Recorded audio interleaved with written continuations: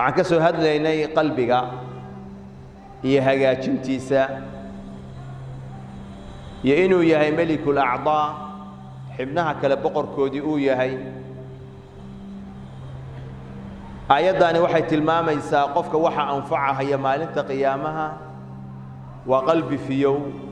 ee caafimaad qaba waa qalbi nabad qaba haddaba maxay tahay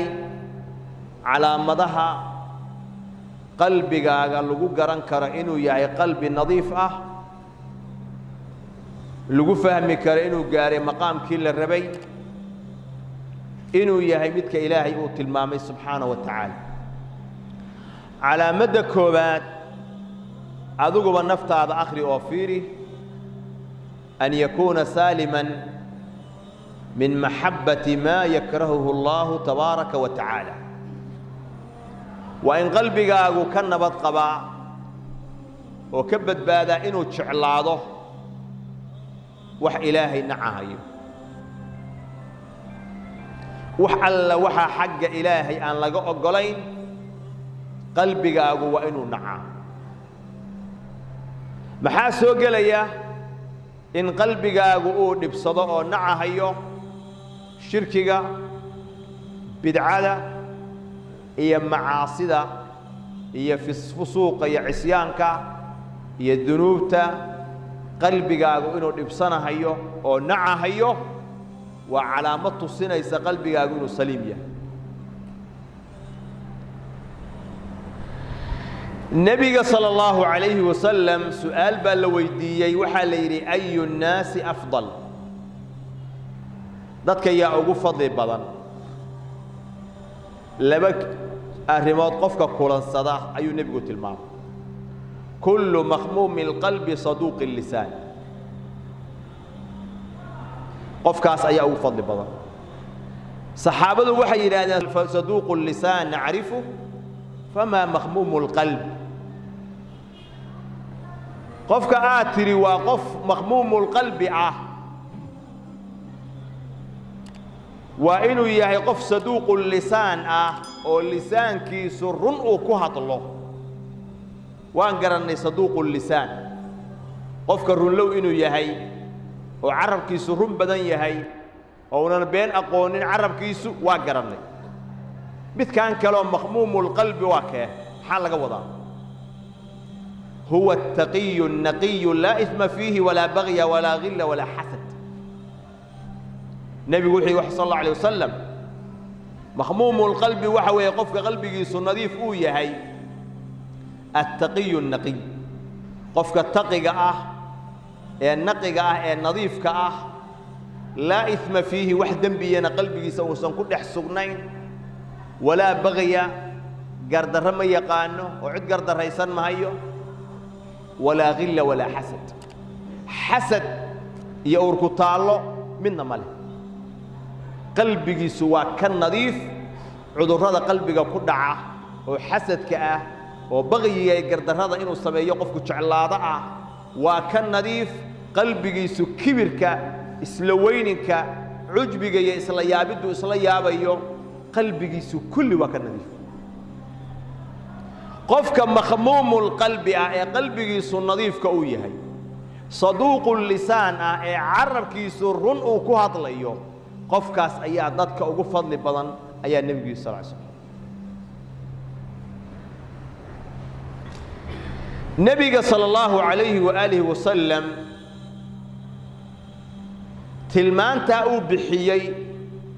waa miisaan qof kasta la rabo inuu qalbigiisa ka fiiriyo haddii kibir kugu jiro haddii riyaa iyo istusi uu kugu jiro haddii mataqaanaa xasad uu kugu jiro haddii ismiya dembi aad ku dhex jirtid haddii bagyi iyo gardarro aad jeceshahay qalbigaagu nadiif ma aha kama badbaadin kamana nabadgelin wixii ilaahay nacahay qalbigaagu wuxuu noqdo mid jecel waxa ilaahay nacahayo oo ilaahay uusan ogolayn qayb ka mida mid jecel ayuu noqdo calaamadda labaad ee qalbu saliim lagu garta waxa weeyaan an yartaxila can addunya xataa yanzila bilaakhira qofkaan qalbigiisu inuu guuro adduunyada ka guuro إلى قلبك سو آخرة دقو أهل كيدان أو كم من نقضه أونا درين سيها آمن سيهاي الدنيا دان إنه غريب كويهاي ويمد إنه كأديكتو مع المه كدمنا أودن كيسي أصل كأها آخرة الله قلبي سيداس أويهاي قفك أويهاي وحوليهاي قلبي آخرة بدن كيسي يا جسمي كيسي واتشوغا لكن قلبي سوا قوري آخر وجرا وحنا كفهم يساد دارك النبي صلى الله عليه وآله وسلم أويري ابن عمر كن في الدنيا كأنك غريب أو عابر السبيل الدنيا ذا وحاكو أهاتا سيدي مد غريب الدوك دحديث أما مد ودقوينها هي لبدا الرموت با قفك غريب meeshaan markuu yimaado safar ku yimaado oo wadankiisi uu ka yimaado inta uu joogahayo iyo waxa uu ka qabsanayaa wax kooban weey niyadiisu waa maqantahay deegaankiisi iyo asalkiisi buu jiraa wada qofka goynahayana wadadan uu jarahayo uu goynahayo inuu ka sameeyo dhexdeedaas uu goynahayo ka samaysto hanti ama guriyo ama beero ama daaro ama wax uu markaa ka tabco wada uu goynahayana qof yeelahayo aqbalaya ma jiro macnaha xadiidku waxa weeyaan ma aha in lagu leeyahay gurina ha yeelan beerna ha yeelan gaarina ha yeelan macnaheedu waxa weeyaan noloshaada waxaad u xisaabtantaa inaad tahay qof adduunyadan qariib ku ah oo ka tagahaya inaad tahay qof wada goynahaya inay la mid tahay aakhira marka loo eego dhaqankaaga ka ku ahaato حديث النبي صلى الله عليه وسلم وحو كدري وعد نفسك من أهل القبور نفت هذا وحا كترسا أهل القبور كاسكتري أدو آن لبنن وقبورتي آن تجين أيا وحا اسكتري نيسا أهل القبور قفكنا هدو أهل القبور اسكتريو وآخرة أيو فكريا همجي سنكا أيو أهانيا ولهذا بإمام البخاري وحوري معلقا مجزوم أيضا علي بن أبي طالب رضي الله عنه وحوله الشري ارتحلت الدنيا مدبرة وارتحلت الآخرة مقبلة الدنيا دي وارهرتي أيضا الدبتشي دي صوت غاغي ويشي ستة الدنيا دي آخرنا ويسوق قورتي ويسوق غاغي أيضا نسوقها بالشيء ولكل واحدة منهما بنون آخرة يا الدنيا متك سوا وحي الله ده ورثة يا الميلي فكونوا من أبناء الآخرة ولا تكونوا من أبناء الدنيا وروحات كم من نقطان ورثة آخرة نقطة هالنقطين ورثة الدوك وقفك الدنيا دي سير راعي آخرة دي سينا هالمامي همجي سوية ليلا والنهارا الدنيا وياهي وكواسي ورثاء الدنيا هالنقطين ورثاء آخر النقطة اليوم عمل ولا حساب وغدا حساب ولا عمل ما أنت ولا عمل فليا وحكوا حسابنا يرمل فالديوان قال لي يا بس عمل كستوء سميسيد مدفع عن يمدحن ما أنت ولا اسكقر هي حسابي ما ضبط الله بري وحيا لو تجاهيا حساب عملنا متر ولا عمل فلم هاي هذا ما حساب تعظم بيسه وحقل تجدون تدبري إلهي هرتيسا ووحي الدنيا ده أتكو عمل فشي ما وناك بي أهايين مسحومان بي أهايين ما أنت هجاجين كرتا حساب تاس حساب الله حسابتي أقل الدين ما أنت دنبي الله دنبي قاعد كل عديد ما أنت حل بدوه لكرتا توبت كان يا استغفار يينا إلهي أنه قتد وحلين كرتا عمل في عم بتكون بدل كرتا لكن بري عمل لما أقرأ حسابه بالله فريساني الإمام ابن القيم عليه رحمة الله وحي يرسقنا والناس في هذا الزمان سافروا إلى طلب الدنيا وهي عنهم زائلة زمن كان ضد كوي سفرين waxay u safreen adduunyo inay raadiyaan ayaduna waxay u sheegaysaa inay ka tagayso aysan la joogahay وقعدوا عن السفر إلى الآخرة وهم إليها راحلون dadku waxay ka fariisteen aakhira inay u safraan ahna meeshii loo guurahayay oo dhabta ah markaasuu wuxuu yidhi yascawna limaa yudrikuun wayatrukuuna maa hum bihi mutaalabuun dadku waxay u xusul duubayaan oo u degdegayaan wax aan dhaafahayn oo ay haleelayaan oo ay gaarayaan oo wixii loo qoray ah oo aan seegahayn waxayna ka tegahayaan wixii laga dalbay oo laga rabay oo waajibaadkii ilaahay saaray ah yacmuruuna maa hum canhu muntaqiluun waxay dadku camirahayaan daara ay ka guurahayaan oo ay ka tegahayaan wayukharibuuna maa hum ilayhi saa'iruun waxayna kharibahayaan gurigii rasmiga ahaa oo ay ku hoyan lahaayeen oo u ahaanayaan oo aynan seegahayn kaama camirahayaane waa kharaab kii ay ka guurahayeen oo daartan adduunyada ahna way camirahayaan wahum cani alaakhirati hum gaafiluun aakhirana way moog yihiin oo in badani aakhiro way moog tahay qofku markaa shaqada halkan uu ka qabanayo mid ka badan waa inuu aakhiro ka qabtaa اعمل للدنيا على قدر مكثك فيها واعمل للآخرة على قدر مكثك فيها الدنيا ده وحا أشقيستا انت أتكون نجانيس وحلقك آخرنا وحا أشقيستا انت أتكون نجانيس قدر لك أدوك مركز يسكن في الدنيا آخرة سيدي أكل بدنيهين يسيدي أكل ديريهين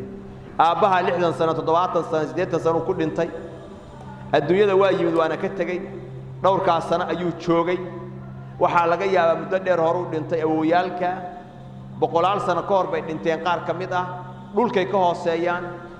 way tageen kumanaan sano ka hor bay tageen aakhiray aadeen siday aakhira u dheer tahay fiiri cimrigaagii adduunka waa kooban yahay laakiin aakhira waxay ka bilaabanaysaa qabrigaaga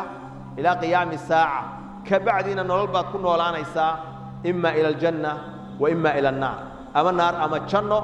mid aad ka dhimanaysaana ma jirto علامات كالوية قان القلب السليم علامات صدحادي وحوية قف كان إنو نذكرك إلهي يحسك إلهي كدالي أديك وأخذ مينها يدينك إلهي عبادة هي خير كأنو نكنوغي بل حسك إلهي يذكرك إلهي وكتعلي هاي وحا أتعلي هاي أردن وأنا أؤمن هاي قلبي سنكم حصله وحن ذكرك إلهي أهي ألا بذكر الله تطمئن القلوب قلوب توحي كحس الشاه وإلهي حسكيسا أي حسيس أي كحس الشاه وأفضل ذكر الله القرآن العظيم وي ذكرك إلهي كنقوين وقرآنك كريم كاه وحاكسوا عافماتك كي قلبك لقو عافين لها ولقو دوين لها يكي بدنك أيا كسوا ونور البصائر افتينك قلبك أيا لقيه لهيا وربيع القلوب دوقي قلبك وحوى ينكر حيصل لها أيا قلبك أويه يا قرآنك كريم كإلهي كدقة مركز وقف كاسي قرآن كاسو لصاحب يهي لنول يهي كرقم يا ذكرك إلهي سبحانه وتعالى نبي وحو تلمام يقفك إلهي حسهيا يقفك أن حسهين مثل الحي والميت ومد دنتي إيا مد نول تسالوه بسكويه قف إلهي حسهين وميت وادنت قفك إلهي حسهين وقف حيئة أو نول وياه وإن كد دالنا مرك إن نقنه على قدر نحوق إن يلطو مرنا بقى أن كنوجين أو كدالين إلهي ذكري سبحانه وتعالى ديتها قرآنك ديتها تسبيح دي أذكارته ديتها الصلاة ديتها الصونك ديتها الصدقة وين لجود دالة أو لجود دالة أو لجود دالة على مدة وجودا بيساوي حويان القلب السليم وحلوية قانا قلبك في يوم إذا أذنب استغفر هدو دنبابه استغفار بكدب الجية وقف قلبك سعاف ما تقوى وإذا أنعم الله عليه شكر هدي إلهي نمعصي وفرحنا إلهي بكو شكريا شكري قيدوا لي إيمان وإذا ابتلي صبر هدي نباتوين مصايب يكون عانا صبر كذا أيو لي إيمان صدح راس أيو أدحيا قفكنا كما بحكرة ولذلك ابن القيم يقول لي والله أسأل أن يجعلك ممن إذا أنعم عليه شكر إلهي هكادقو قف هدو كشكرية هدو النمعية كشكرية وإذا ابتلي صبر هدي الله امتحاننا صبره وإذا أذنب استغفر هدو ذنبابنا استغفار لي ماذا إلهي هكادقو فإن هذه الأمور الثلاثة عنوان سعادة العبد وعلامة فلاحه في الدنيا وأخرى صدح ذا الريموت وعلامة سنة الليبان تقف كان قول ليباني الدون كي آخر لبضم قول ليبان استغفارتي شكري إلهي مركو إلهي ونبعي سبحانه وتعالى هذه مصائب يدباطة أي كل عضي استغفار وكذب ليمد صبر يد القاض ويا شيء ويري إنا لله وإنا إليه راجعون أنت أوقب حي أو صدا أصمري وعنوان تصنع هيا قف كان إنه الليباني قلبي سنوية هي قلب السليم أو نبتك هذه قلبي أقول شعلي هي ربضة هي اللالوشكا هي مسوق ماسقة قلبي أقول واشرية هي دختر بنا أبا هي سدك دقة وجود دال إن الدويست دختر كي سنة معهن وحنا هين قرآن كريم كأ هي التوبة إلى الله إن إلهي أتوبت كنت استغفار التي مادد دختر كي سوامد كاس أو دوين يعلاجني هذه قلبي قالوا معاصي وحكم إذا تعلي هاي ضد بدن با waxay jecel yihiin hadii mobilkiisa uu furo aflaamta xun inay iska daawadaan salaada safku kaaga horeeya cibaadadu ku didaalahaya laakiin waxaan buu balwad u leeyahay inuu fiirsado qalbigaagu waa jiran yahay wuxuuna u baahan yahay dawad degdega inuu helo waana ina ilaahay u toobad keentid istighfaar la timaadid aad iska xirtid baabka isaga hadii qalbigaaga aad ka dareentid inuu jecel yahay wax allaaliya waxa ilaahay uu nacay oo ilaahay uu necab yahay dad baa waxay jecel yihiin inay wax boobaan oo ay wax dhacaan oo ay wax dulmiyaan oo ay wax isdaba mariyaan qalbiga ay ka jirayeen Allah caafi dad baa waxay jecel yihiin qof inuu ku xadgudbo qabiil ahaan ugu xadgudbo xasad uu qabayo cuqdad uu mataqaana ugu xadgudbo waxa ilaahay uu siiyo nimcadiisa inuu ka xun yahay ayaa qalbigiisa taala waa jiran yahay wuxuu qofkaasi u baahan yahay dawad degdeg meesha uu ka helayaana waa quraanka kariimka iyo waxa weeyaan sunnada nabiga sallallahu alayhi wasallam hadii qalbigaagu sunnada nabiga sallallahu alayhi wasallam qaar kamida uu necab yahay oo qalbigaagu uunan jeclayn dad baa necab xijaabka markay arkaan haday lixyada iyo garka sunnada nabiga arkaan aad iyo aad uga qaban dhacooda oo necab oo dhibsada waa jiran tahay ilaahina subhanahu wa ta'ala wa ku sheegay caafimaadkaagu meeshuu ku jiro waa ina ilaahay subhanahu wa ta'ala u toobad keenta hadii qalbigaagu daroogada jecel yahay duu jecel yahay dadka inuu bulshada ka gado wax qish iyo khiyaano ku sugan tahay oo dhacay hadii qalbigaagu jecel yahay amaanada inuu soo gudan waa cudurro qalbta ku dhaca oo fara badan oo aad iyo aad u badan waxaana kulligood isku soo koobahaya qalbigaaga fiiri ma ka nabad galay wax alla wax ilaahay uu necab yahay sida ilaahay u necab yahay waa inuu nimcaata qalbigaaga halkaas ku miisaamaysa ilaahayna subhanahu wa ta'ala bi asmaa'ihi wa sifatihi waxaan ku weydiisanaynaa qulubta alla inuu hagaajiyo allahumma rabbana atina fid dunya hasana fil akhirati hasana wa qina adhaban nar اللهم إنا نسألك الهدى والتقى والعفاف والغنى اللهم اغفر للمسلمين